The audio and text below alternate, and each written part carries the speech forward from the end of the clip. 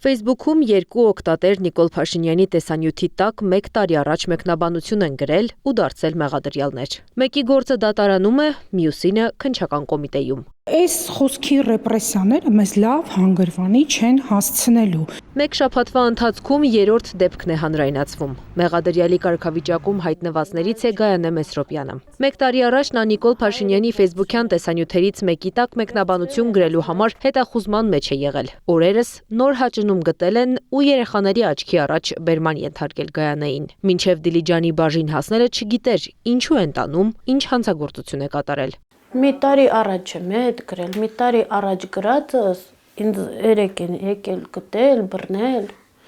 Մի տարի առաջ էր այդ գրարումս։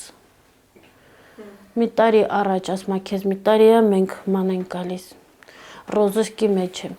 Մարդիկ հետապնդվում են խոսքի եւ կարծիքի արտահայտման համար, ընդգծում է փաստաբան Արմինե Ֆարմանյանն ու նշում, քննչական կոմիտեն, դատախազությունը լծվել են Նիկոլ Փաշինյանի օգտահաշիվներն ու իրեն պաշտպանելու գործին։